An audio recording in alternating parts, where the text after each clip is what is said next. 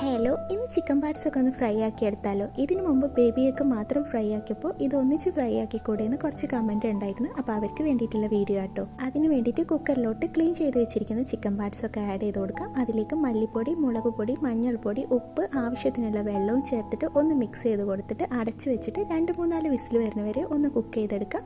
ഇപ്പോൾ പാർട്സ് ഒക്കെ ഇവിടെ കുക്കായി വന്നിട്ടുണ്ട്. ഇനി പാനിൽ കുറച്ച് എണ്ണ ഒഴിച്ചിട്ട് പച്ചമുളക്, സവാള, കറിവേപ്പില, ആവശ്യത്തിനുള്ള ഉപ്പും ചേർത്തിട്ട് ഒന്നിങ്ങ് വഴറ്റിയെടുക്കാം. ഉള്ളിയൊക്കെ വഴറ്റി വരുമ്പോൾ ഇഞ്ചി വെളുത്തുള്ളി ചതച്ചതും തക്കാളി കട്ടയും കൂടി ചേർത്തിട്ട് ഒന്ന് ഇളക്കി കൊടുക്കാം. തക്കാളിയുടെ പച്ചച്ചുവൊക്കെ മാറി വരുമ്പോൾ ഇതിലേക്ക് സ്റ്റോക്ക് വാട്ടർ ഒഴിച്ച് അതൊന്ന് തിളച്ച് വരുമ്പോൾ വേവിച്ച് വെച്ചിരിക്കുന്ന ചിക്കൻ പാർട്സും പിന്നെ ആ ബേബി എഗ്ഗില്ലേ അതും കൂടി ചേർത്തിട്ട് ഒന്ന് ഇളക്കി കൊടുത്തിട്ട് അടച്ചു വെച്ചിട്ട് കുക്ക് ചെയ്തെടുക്കാം. എഗ്ഗൊക്കെ കുക്കായി ഗ്രേവിയൊക്കെ ഇതുപോലെ തിക്കായി വരുമ്പോൾ കുറച്ച് മല്ലിയിലയും കുറച്ച് പച്ചവെളിച്ചെണ്ണയും കൂടി ഒഴിച്ചിട്ട് ഒന്ന് മിക്സ് ചെയ്ത് കൊടുത്താൽ നല്ല ടേസ്റ്റി ആയിട്ടുള്ള ചിക്കൻ പാർട്സ് ഫ്രൈ ചെയ്തൊക്കെ ഇവിടെ റെഡി ആയിട്ടുണ്ട്.